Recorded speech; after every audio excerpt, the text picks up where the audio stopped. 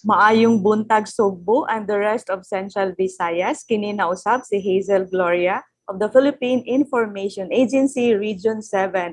It's Wednesday and once again, welcome to another episode of our weekly Kapihan sa PIA. So today, ang ato ang bisita is from the Department of Health and she's going to discuss with us two topics niya mo ang i-discuss karon og very important topics gini siya usa sa mga duha sa mga programa nga gikan sa Department of Health. So first, we have the National Breastfeeding Awareness Month, and second is the National Adolescent Immunization Month. No? So kining duha, ilaha man gyud gi-celebrate for the month of August. So later on, atong pangayuan si Doc ang atong bisita karon kung unsa ka importante ang pag-celebrate niining two important events no nga gi-celebrate good sa Department of Health. And of course, no, joining us today is the Medical Officer 4 of the Department of Health, Central Visayas. We have Dr. Jeanette Pauline Cortes. Hi, Doc Jeanette, maing buntag and welcome sa atong kapihan sa PIA. Maayong buntag. Good morning, Ma'am Hazel, and good morning sa atong suki nga viewers and listeners. Yes, Doc, no, so na-mention naman gid nako, Doc, no, nga duha ka topic ang atong hisgutan karon, and siguro unahon lang nato ang kaning National Breastfeeding Awareness Month kay importante pud no nga makaibaw ang ato ang mga inahan, ang atong mga kababayan ano kung unsa gyud ang mga dapat buhaton kung kaning mag-breastfeeding ta, unsa ka importante kini ug nganong gi-celebrate ni nato for the month of August. So siguro, Doc, ang akong first nga pangutana siguro dimo is why do we celebrate the National Breastfeeding Awareness Month no, and unsa kini ka importante gyud? Okay, Ma'am Hazel. So this month, August, we celebrate the National Breastfeeding Awareness Month, and this is pursuant to the Republic Act 10028, otherwise known as the Expanded Breastfeeding Promotion Act of 2010. And it is through that Republic Act, it is declared that every August annually we celebrate the National Breastfeeding Month, and the importance of this is for us to promote or increase awareness and the benefits of breastfeeding. And this is also to encourage atong mga partners and stakeholders to support breastfeeding. Yes. Doc, ang isa din ako ka-question is, nganong August na to i-celebrate ang kaning National Breastfeeding Awareness Month? Nganong August na for the whole year, nga 12 months, why August? Bitaw sa pinod-anay lang, ma'am, to be candid about it. Yes. Ngano bitaw ka nga August, but kita nag-follow lang ta sa atong Republic Act, yes, no, nga gi-declare ang August as the National Breastfeeding Awareness Month, but as to the specific as to why August of all the 12 months sa atong tuig kanang so, nila yes, siguro pag-declare siguro nila no, paghimo nila sa katong Republic Act siguro during the month of August. Yes, oo. And actually ako na lang po iside bit ginagmay lang aside from National Breastfeeding Awareness Month ang August, it is also the Family Planning Month. No, and every month mga health nga activities to promote. Yes. Oo. Yes, oo. Doc, for this year, unsay atong theme sa kaning National Breastfeeding Awareness Month nato? Yes. For this year, 2022, our theme for the National Breastfeeding Awareness Month is in Tagalog, no? It is sama-samang itaguyod, tamang kaalaman at kalinga sa pagpasoso. So sa Bisaya pa, magkuyog ta nga ato yung paningkamutan nga sakto nga impormasyon, no? Para sa ato ang breastfeeding ug ang kalinga is care. Yes. Unsa man ang care sa Bisaya, ma'am? Kanang pag-atiman, pag-amuma, or pag-atiman o sa pagpasuso. So mao na to ang theme for this year. Yes, no, importante gyud, Doc, no, nga makasabot ang ato ang mga inahan, no, o even atong mga partners, no, mga stakeholders as what you have mentioned a while ago, nga kinahanglan suportaan jud ang kani nga programa kay importante gyud nga may bawaan sa mga inahan nga unsay benefits unsay makuha nila with regard sa kaning breastfeeding, unsa kini ka importante no with regard sa kaning nutrition alang sa atong mga kabataan karon. And siguro, Doc, mangutana na lang ko unsay mga benefits for both mother and child kung magpasuso sila sa ilahang anak? Okay, so kung mag-breastfeeding ta, magpasuso ta, magpadidi ta, kay daghan makitag terms sa niya to Terms. breastfeeding, no? Daghan kini siya og benefits, dili lang sa bata or sa baby, apil ang mother, family, and community. No, so first, for the infant, para sa ato ang bata, ang breastfeeding mo save of lives. Why? Because ang bata nga exclusive breastfeeding, dili ta expected nga mag-diarrhea na sila. So, ang diarrhea is one of the most common causes nga nung mamatay ang ato ang children under 1 year old or 12 months and below. So, it saves lives, no, particularly from diarrhea. Number 2, it's always clean. No, naaragid na siya sa dede sa mama. So, kinahanglan lang ang mama limpyo kanunay ang iyang lawas ug ang iyang kamot, no, during breastfeeding. So, ang breast milk, it's always clean. Number 3, it covers all baby's needs for the first 6 months. That is why we are encouraging exclusive breastfeeding for the first 6 months of life, from birth up to 6 months. Next, it promotes adequate growth and development because naana siya sakto nga vitamins and minerals, atong macro and micronutrients, no, nga para gyud sa pag-grow sa bata. Next, it's always ready and at the right temperature. So dili nakakinahanglan mag-sterilize pa, maglimpyo og tarong sa mga botilya or unsa pa na dinha, and kay para nga dili o para dili magka-diarrhea ang baby. So it's always ready. Anytime gusto mag-breastfeed or kinahanglan mag-breastfeed ang baby, it's ready. And at the right temperature, dili siya bugnaw, dili siya init nga makapaso. Kay di ba kung magtunaw ta og gatas, ato pang testingan kung di ba mapaso ang baby. So with breastfeeding, you don't have to do that. Because ang temperature sa breast milk sa mama, sakto. Oo, dili bugnaw o dili sobrang init. And it's easy to digest. No, kay ang component sa breast milk, sakto ra gyud siya kung unsa ang stage sa development sa kanang tinai sa bata. No, so mo nagdili mag-indigestion. Muna nga sakto gyud ang iyang digestion kay ang kani mga indigestion expected na siya sa mga bata nga gipa dede pinaagi sa botilya. Muna nga wala gid ka nag-encourage anak. And the breast milk also contains enough water. Naana siya sakto nga water content. So ang ato ang bata nga gi-breastfeed, dili na nato kinahanglan painom og tubig after padede because it contains the right amount of water. Kay sa atong exclusive breastfeeding, you don't give anything to the baby, only breast milk. So no other, wala dili na kinahanglan mag-tubig. No other but breast milk ra gyud siya. Una sa ato ang definition sa atong exclusive breastfeeding. Another benefit sa bata is it helps in the jaw and teeth development. So naay studies nag-support ani nga mas maayo ang development sa jaw. Kaning atoan dinhi sa baba ug ang teeth development sa baby kung breastfeed. Yes, and kana pong first nga gatas nga mogawa sa suso sa mama kana yung pag-anak niya, gitawag na to na og colostrum. Medyo sticky and more yellowish. Kay mas daghan na siya contain nga antibodies to protect our babies. So it's very important nga makuha na sa bata ang colostrum. Muna nga nindot gyud kaayo nga the soonest possible time paggawas gyud sa baby, i-initiate gyud dayon ang breastfeeding para nga makuha sa bata ang colostrum nga nag-contain og daghan nga antibodies nga for protection sa ato ang babies. And next is it also reduces risk of obesity and diabetes. There are also studies supporting this nga pagdako sa bata nga exclusively breastfeed mas reduce ang ilang risk of obesity and diabetes in the future. No, pag abot na sa panahon sa ilang adulthood. No, nya muna ang mga benefits sa bata. Ang benefits for the mothers, number 1 is mahimo po ni siya nga natural contraceptive, no, kanang gitawag nato og LAM, lactational amenorrhea method. Na so long as nag-exclusive breastfeed ka sa anak, sa imong anak, sa baby, from birth up to 6 months. So up to 6 months lang ang baby. So kung ang baby wala pa nag 6 months, number 2, ang regla sa mama wala pa ni balik, and number 3, kato exclusive breastfeeding, less than 6 months, and wala pa ni balik ang menstruation sa mama, you can expect 98% effectiveness of the LAM nga natural contraceptive method. Dili dayon ta mag-expect nga masundan si baby.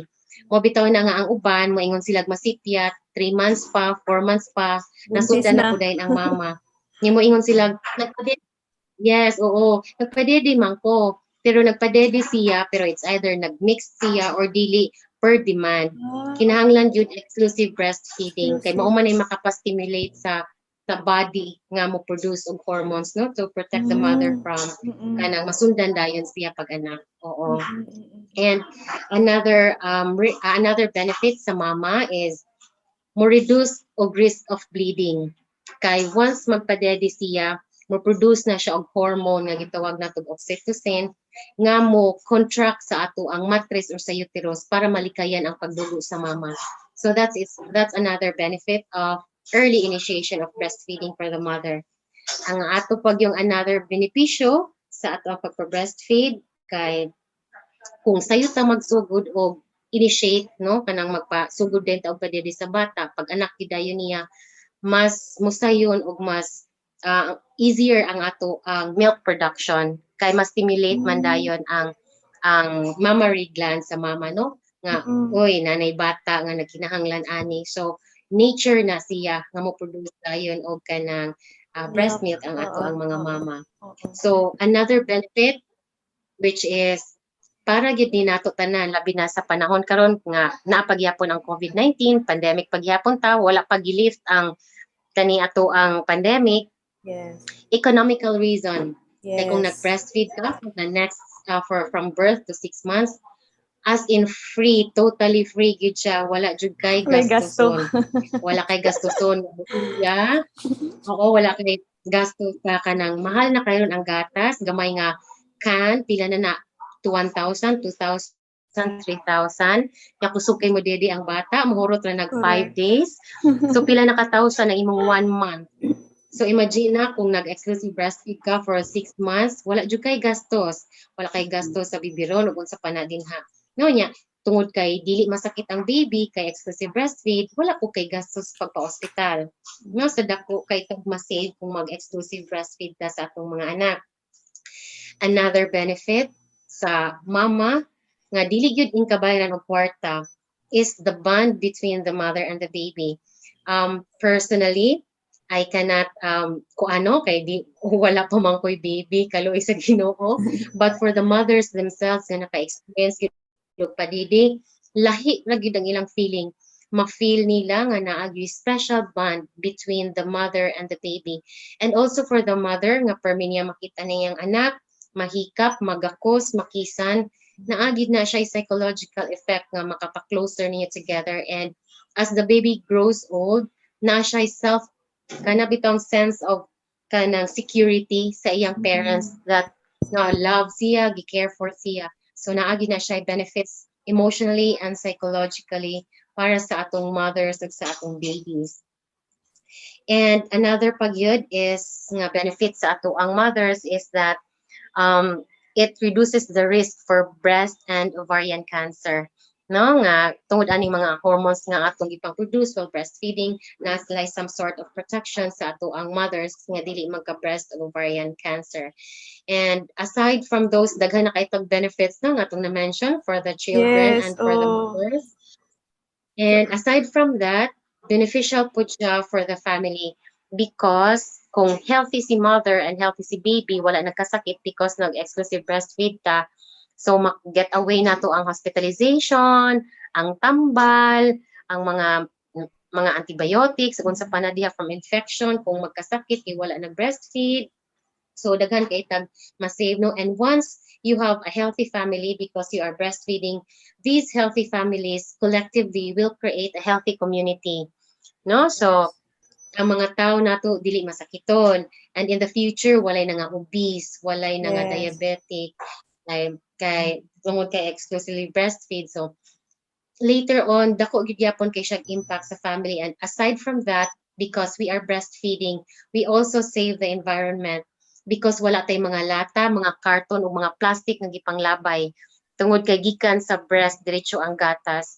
So beneficial siya sa tanan, wala gid siya disadvantages. No mo na nga highly encourage nato and gi-promote nato ang breastfeeding, especially to our first time mothers and katong mga mothers na pod nga nagsige nagpadede. We encourage them to continue breastfeeding their babies. Yes, no, tinuod, Doc, no, listening to you, Doc, no, na-amaze ko sa mga benefits ba for both mother and the child, no, nga, nindot jud kay og benefits kung ga-practice jud ka ani ang breastfeeding, no, especially kung kanang nag-start yun og katong as what you have said, Doc, no, nga inig panganak yun nga mag-start na din. Siguro lang, Doc, ang gingon nimo nga to avoid, no, kaning mga sickness, mga masakit nga na, siguro later on, depende na po siguro na, Doc, no, kay hopefully lang dili lang mag-abusar ang ato ang mga no ang mga children ini kadagko nila, but usually manggod kay diha na mag-start ka ng mga dagko na ba nga kanang mag-ano na sa ilang mga food nga gipang take ingana. And siguro, Doc, go back with the discussion. Mangutanan lang ko, Doc, as what you have mentioned, 6 months exclusive breastfeeding ang kuan niya, ang nindot siya og benefits nga makuha, Doc. Pero any suggestion, Doc, if whatever, okay ra ba gihapon kung ang mother mo continue siya after 6 months? Din kanang after 6 months, Doc, mix na ba na siya? Pwede na ba maka-take og food ang babies, ana? Yes, ma'am. Thank you for that clarifactory nga question, no? Katong akong gihisgutan ganiya nga from birth up to 6 months, Yes. ato lang by definition tungod lang to siya sa atong exclusive breastfeeding. But the mothers are encouraged to continue breastfeeding up to 2 years and beyond. No, kay kung the more manggod ka magpadede, the more mo produce of milk. So expected yun na that beyond 6 months, you still have good milk production. Daghan pagyapon og gatas ang sa mama. Also, atong gi-encourage ang mga mothers to continue breastfeeding beyond 6 months. Highly emphasize na to nako ang 6 months tungod sa mga benepisyo. Yes. But of course, we still have the same benefits if we will do or continue breastfeeding beyond 6 months. So up to 2 years and beyond. Nagani ko classmate nga up to 7 years old, nag-grade 1 na iyang anak. Mudedi pagyapon siyang mama. No niya, grabe sila ka-close. Lalaki man na iyang anak, pero grabe sila ka-close sa iyang mama niya. Naundang na lang kay nagmanghod naman pag 7 years old niya. So oo niya. Muna nga kanang pwede ra gid kaayo nga padayon nato ang breastfeeding hangtod kanus kanang ang lawas na gyud ang dako na gyud ang bata nga di mo daddy okay pag mag-anam siya kadako na gyud nga for 3 years old, 4 years, 5 years old di na kay mo dede labi na ko mag-start na og school. So kung di na kay siya tanto magsigi og kanang suck sa breast sa mama, mulas naman pod ang milk production nang eventually mawala na dayon ang breast milk. But so long as naapay milk production, mas maayo gyud nga i-continue nato ang breastfeeding. And yes, Ma'am Hazel, as what you have said earlier nga, by the time of 6 months na ang baby, it's also the best time to start introducing table foods to the baby. Why? Because at that age, ang mga nutrients no nga nasa breast milk, dili na siya enough makasupport sa growth and development sa baby kay dako naman gyud siya beyond 6 months. Muna nga, but we continue breastfeeding. No nya mag-start na tag-introduce og complementary feeding or mga complementary foods sa bata. Oo, but continue breastfeeding hapon at 6 months. Yes. So dili kinahanglan nga mo introduce ta og table foods at kay mo man gud natong practice before na 4 months na pakanon na dayon og lugaw, 5 months introduce na ubang foods. But yes, pero sa DOH atong gi-encourage nga we start introducing foods, magsugod ta og hatag og mga table foods sa bata pag-abot na niya, pagpatong na niya og 6 months. Yes, oo. As what I have learned, Doc, no, sa nutrition, di ba 1,000 days? If I'm correct, Doc. So mo nang 6 months, first 1,000 days, ang pag exclusive breastfeeding yun sa baby. Doc, with regard sa kaning mga mother, there are mothers man po, di ba, nga wala kayo'y, kayo sa'y makadungog manggug ko nga, di sila magpa-breastfeed, kay wala sila'y gatas, di sila ka-produce o kanang milk sa ilang body. Unsay pwede anang buhaton, Doc, or any advice from you nga pwede gyud sila nga makapa-breastfeed ba bisag gamay lang ang ilang produce sa milk o nay possibility nga makaproduce gyud sila og milk para makapa-breastfeed sila sa ilang baby? Yes, ma'am. First of all, we have to correct that misconception, no? It's a myth. Kay ang tanan mothers, amazing kayo ang nature. Because gi-design gid na siya by nature that once ma-pregnant ka, imong body mo prepare, no? Nga pagawas sa bata, mo produce gid na og breast milk. Inana ka amazing ang nature. So ang kuan lang gid nato ana is proper nga stimulus. Number one, it starts with the mind. Dapat ang mama confident Mindset. to breastfeed. Yes, it starts with the mindset that I will breastfeed my baby. No, kay nana siya psychological effect na confident ka mo breastfeed sa imong baby. No, and you also have to feed yourself properly. No, kay para nga kay ang kuan man gud ani niya amazing gid kay ang nature because ang mothers even if they are ang nabulol na ko, ang mothers, even if they are malnourished, they can still produce breast milk no for optimum nutrition sa bata. Kumpleto gihapon og macro and micronutrients for the development of the baby. Murag ang tanang nahabilin nga nutrisyon sa imong lawas iya gid nang kuhaon sa lawas sa mama para kumpleto ang nutrisyon sa gatas sa bata.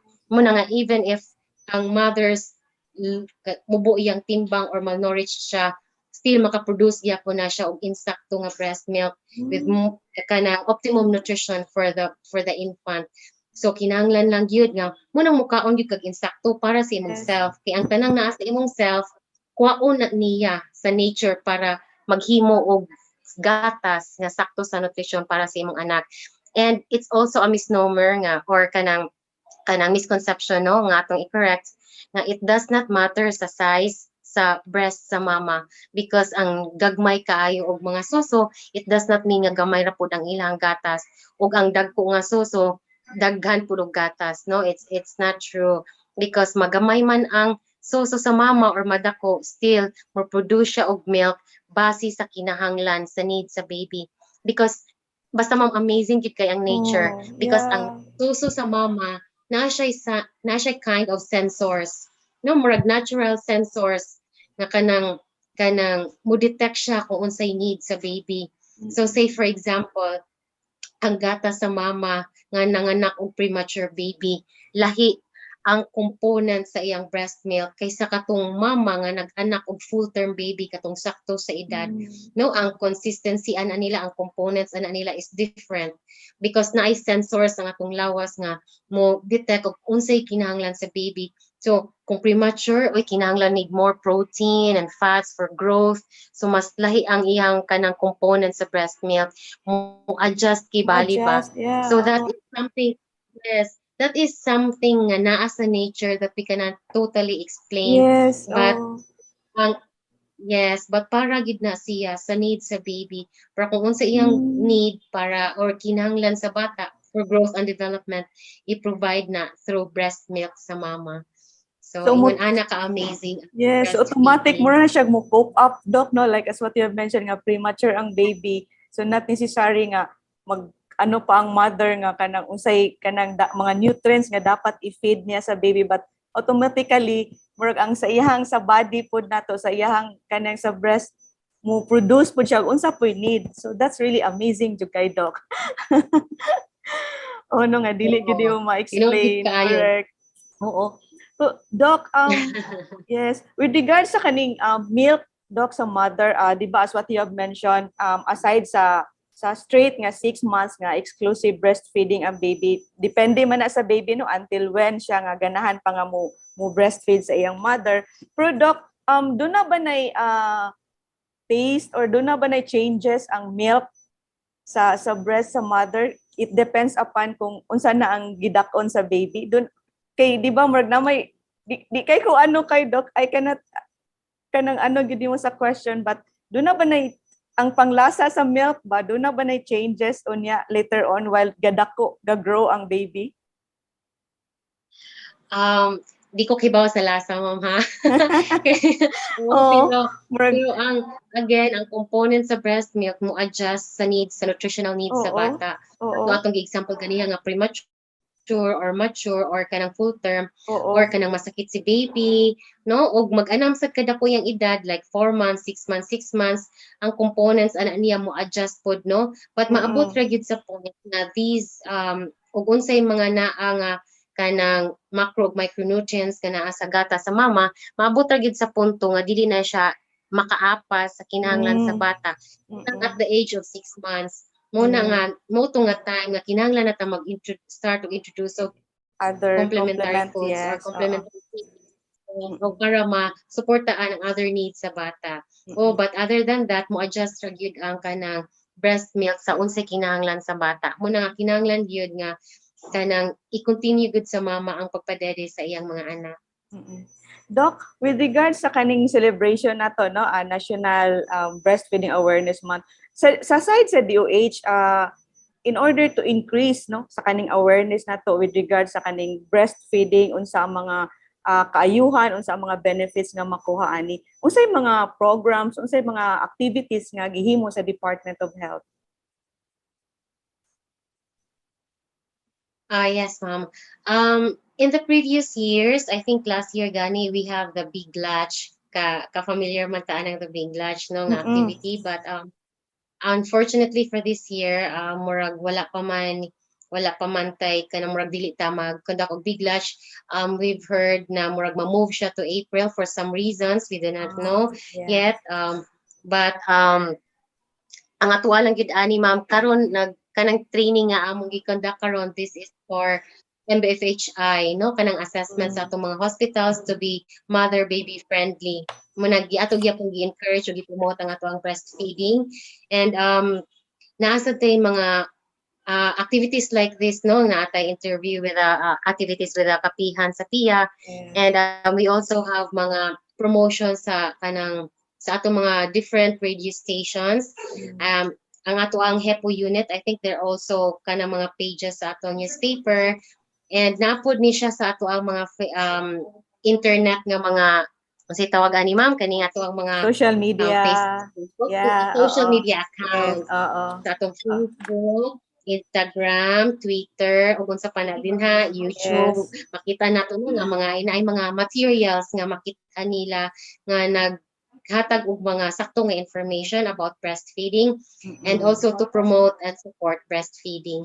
Sa pagkakaroon ma'am, maulang sa ana ato ang mga kanang activities at the regional office, but yes, but daghan man sa ato ang mga different local government units, they also have their initiative, no, na ay mga lungsod or mga syudad nga nag-celebrate po og exclusive National Breastfeeding Awareness Month.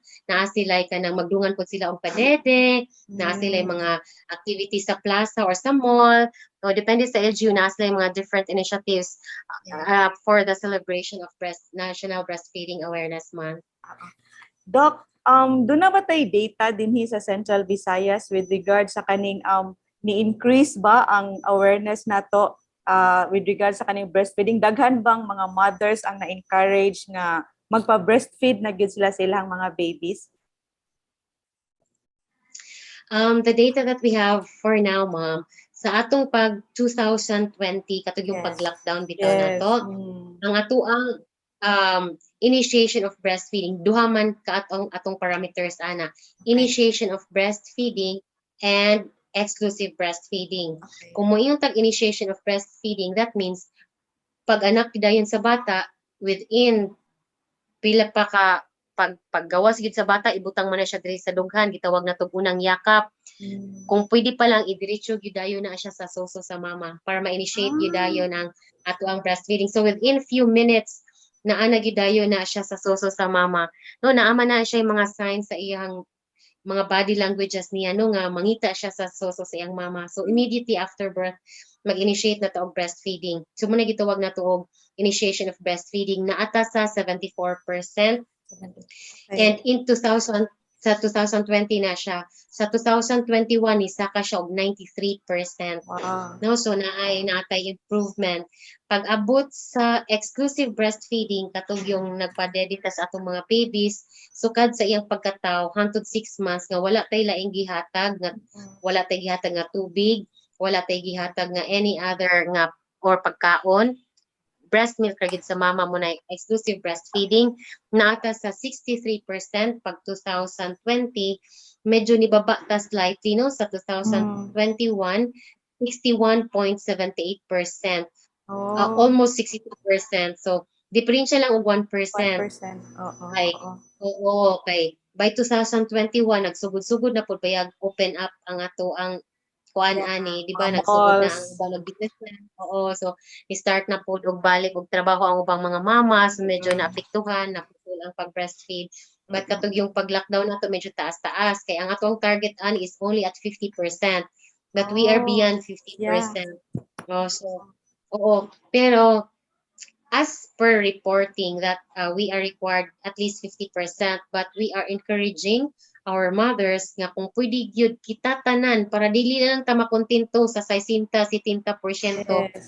100% gyud ang atong goal ana nga though by reports 50% lang ang gipangayo, but dili ta makontento ana no nga kung pwede gyud atong i-encourage ang tanang mga mama nga ma 100% ta nga magpa-exclusive breastfeeding and continue breastfeeding beyond 6 months. Mm-mm.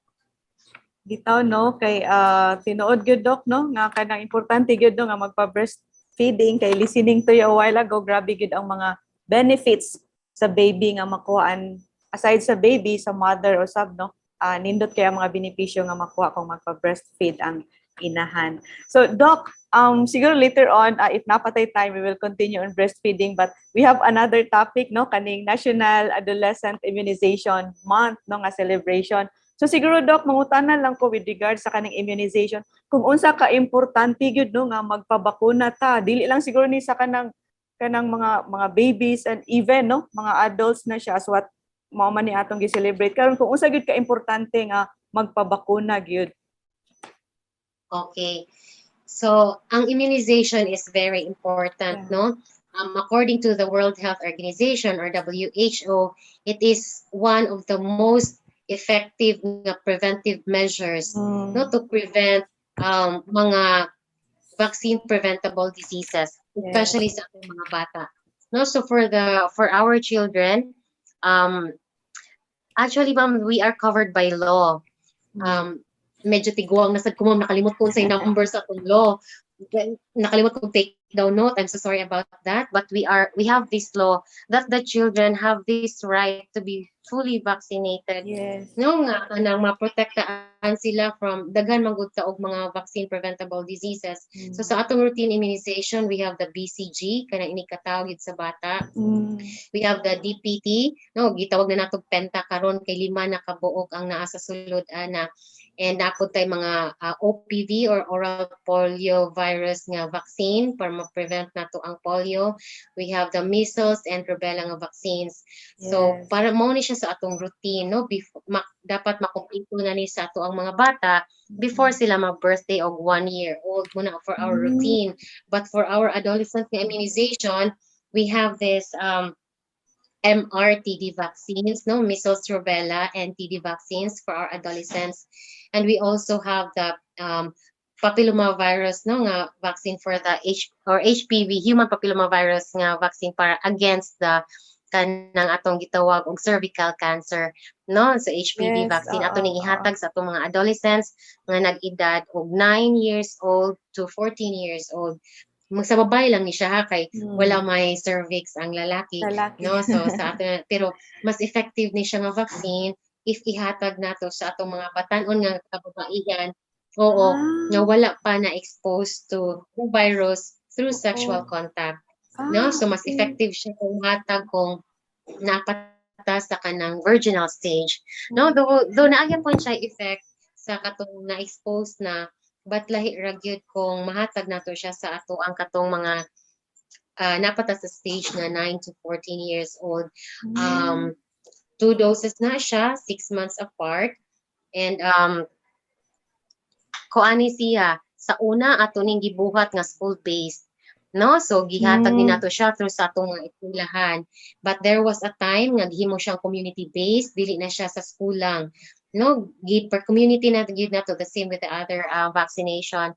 But for this year, we do not know yet kung unsaon nato ni pag-conduct ang ato ang vaccination for adolescents, kung ato ba siyang community-based or ibalik na itong school-based, kay naghulat pa ta og guidelines from the central office. But mauto siya ang mga bakuna nga atong ihatag sa ato ang mga teenagers. And it is very important kay ang bakuna magud is preventive measures, no, nga kanang maprotektaan ta kay para maka-stimulate sa ato ang immune system to provide antibodies nga mag-protect nato sa nagkadaiya-iya nga sakit. So same thing with same thing, no, ato lang i-highlight nga kanang parehas ra gud ni siya sa kanang though wala pa nimo na ask, ma'am, no, but basi mapangunahan go ako ahead. ka. We have Doc. challenges, no, in terms of vaccination. Kay some mothers would not allow or would not consent, dili ni sila mutugot nga mabakunahan ang ilang mga anak because kuan man gud ni nato, ma'am, kani ang unsay tawag ini, ang ato ang vaccination man gud remains to be voluntary in nature, no, so dili gid nato mapugos katong dili gusto kay kanang ma-violate sad nato ang ilahang human rights, no, but siguro kinahanglan nato pakusgan pa ang atong pagpasabot nila para masabta nila ang benefits nga makuha sa immunization nga mas mupugat pa siya kaysa mga risgo sa pagpamakuna. Because I don't want to mention, we have this experience before, na because of that fear, mahadlok na sila magpa-immunize.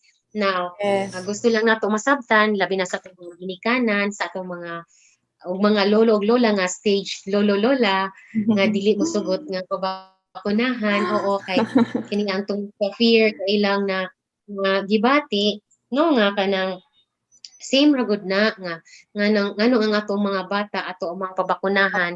And then kung matunok ka og lansang, no, nga or nga tayaon or masamad ka sa scene nga tayaon, maadto ka sa health center kay magpa-inject kag anti-tetanus. Ikaw man lang kung dili ka tagalog anti-tetanus, masuko ka kay mamatay ka nganong di makatagaan. Oo, kung mapakan kag iro, muadto ka sa health center kay magpapakuna kag anti-rabies. Kung di katagaan, masuko ka. Nganong di makatagaan og anti-tetanus ug anti-rabies nga kinahanglan man nimo. So, same thing. Nganong mahadlok man ta bakunahan with TT, nganong mahadlok man ta mabakunahan with measles, with rubella, nganong mahadlok man ta mabakunahan with polio ug COVID-19 vaccine. Nga parehas naman ni sila bakuna. Parehas na ka-epektibo sa ato ang mga vaccines, no, kay they are all vaccines. So parehas ra gyud sila nga mo provide og protection. Lahi-lahi lang siguro ang pagbuhat aning mga bakuna, ha, but ang effect ana sa atong lawas, which is to stimulate our immune system to produce antibodies nga maka-protect nato, all the same, no. So nganong di makamahadlok bakunahan og anti-tetanus ug anti-rabies nga parehas sa manas la bakuna, no. So in that kanang analogy or sabay tawag na to nga pangunahon nga kanang wala man sa basta-basta naghatag og bakuna, no, niagi man na siya og sakto nga process, naa siya license nga kanang naa siya license sa atong food and drug nga safe and effective siya nga ihatag. Otherwise, we will not start our vaccination without this certificate or kanang si tawag ini nga gipamatuod nga safe and effective nga ihatag sa ato ang mga katawhan. Oo. Correct, so Doc, no? nga giawag nato na do not not everything on Facebook is true. Dili tanang mabasahan nato sa Facebook true tinuod, dili tanang makita nato sa YouTube o sa TikTok tinuod. So dili sad tanan natong silingan mga health experts. So dapat dili ta maminaw ana nila. We should listen to our experts, kani atong mga doctors, atong mga consultants, atong mga specialists, no, sa mga scientists, atong mga nurses, atong mga midwives, atong mga health workers sa sentro. They are the ones nga experts on health. So sila ang atong paminaw ug atong tuhuan. Oo. Correct, Doc, no. I'm supposed to say, no, nga siguro ingon ana ang response sa ubang mga tao because of the kanang mga wrong info, Doc, nga ilahang ma-receive, ilahang makita, ilang mapaminaw.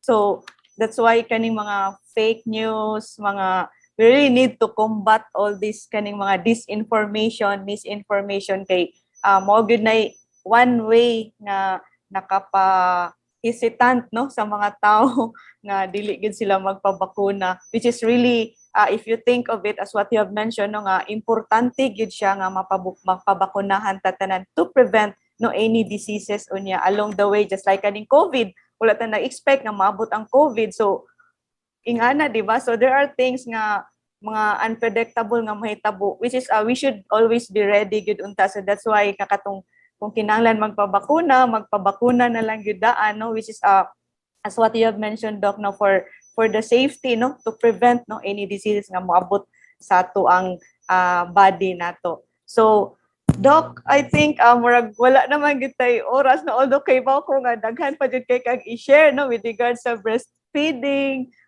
kaning sa immunization, but Doc, sorry jud kayo, but we don't have enough time.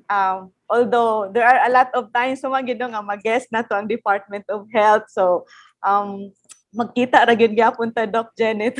So Doc, siguro parting message na lang if ever na ako'y mga questions nga wala nako napangutana nga kinahanglan gyud nato, importante gyud nga may baw-an sa publiko. Siguro Doc, you can share any advice or kanang unsay kanang mga dapat gyud nilang buhaton. Salamat Ma'am Hazel, first of all, for having us, no? So, na ta sa atong programa para pag-promote sa atong mga health programs, no, sa Department of Health. Kay kanitanan, dili para sa ato ni tanan, no? So, I think we have covered all the mga highlights no nga importante gyud mahibaw-an sa ato ang mga katawhan, labi na gyud sa atong mga mothers. Yeah. So, as closing message na lang siguro, na magpasalamat mi sa Kapihan sa PIA, sa imo ha Ma'am Hazel. Thank you for your time and for having us. Sa mga viewers and listeners, thank you very much. Ato lang gi-encourage ang atong parents, mga mama, nga mag-breastfeed yun ta sa atong mga anak. Kaya na-mention nato ganiha, ang daghang kaayo nga benepisyo. No, wala gyud tay any disadvantage nga na-mention because wala man gyud.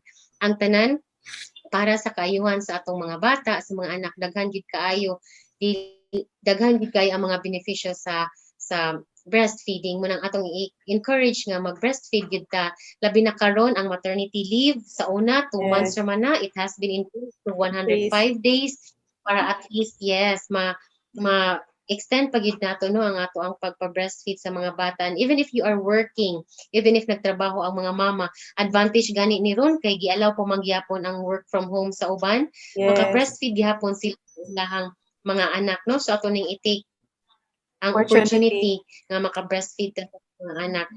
Yes, kay ang benefit sa breastfeeding di gyud ing kabayran og kwarta, labi na gyud sa bonding sa mothers. That is something you cannot no, di mabayaran og kwarta ang bonding sa mother of sa child. So, mulan to atong encourage to nga mag-exclusive breastfeeding from the time of birth until mag 6 months ang bata, and continue breastfeeding beyond 6 months, no, even beyond 2 years kung kaya pa, no, and at the same time pag abot sa 6 months mag-complementary feeding na ta sa atong anak to support the other needs of the growth and development sa atong bata. And gi-encourage pod nato ang mga parents no nga to allow their children to be vaccinated sa ato ang routine immunization for our children less than 12 months old, and for our adolescent immunization katong nag-edad na og 9 years old to 14 years old, no. So our MRTD para na siya sa tanan no, but for our HPV vaccine para lang sa mga kababaihan nga nag-edad og 9 to 14 years old. Though we can give this vaccine to any other ages for adults, but mas effective siya kung mahatag nato sa batanon pa nga wala pa exposure sa virus through sexual contact, because these vaccines na proven and tested na ni siya to be safe and effective. Na ni siya lisensya gikan sa Food and Drug Authority nato no nga kanang safe and effective siyang ipanghatag sa tanan. So effective preventive measures para malikayan ang mga sakit nga malikayan pinagi sa bakuna. So laban lang. Go. Laban. Go for it. Sige. Doc, so thank you so much, Doc. in behalf of our regional head, Ms. Petrinian, we would like to thank you, Doc Jeanette Pauline Cortes, Medical Officer 4 of the Department of Health, Central Visayas, for having us here in our Kapihan sa PIA, for sharing with us some important points no regarding sa kaning pagpa-breastfeed o kaning sa immunization. So hopefully daghag na kutlo ang atong mga viewers, ang atong mga listeners no sa tuang Kapihan sa PIA. So that's end our Kapihan. Ug manghinaot mi nga doon na mo yung mga nakuha nga mga importanteng informasyon no. So regarding sa breastfeeding o kaning sa immunization. So kinahanglan unsa gyud ka importante ang kaning magpa-breastfeed ka sa atong mga inahan ug ingon man ang kaning pagpa-immunize no sa ato ang kaugalingon. So thank you so much ug manghinaot mi nga kami kanunay no sa PIA andam nga muhatod kaninyo og maayong balita para usab nga inyong mahibaw-an kung unsa gyud ang mga sakto nga information nga gikan sa inyong gobyerno. So until next week mga higala, kini si Hazel Gloria of the Philippine Information Agency, Central Visayas. So stay safe everyone and God bless.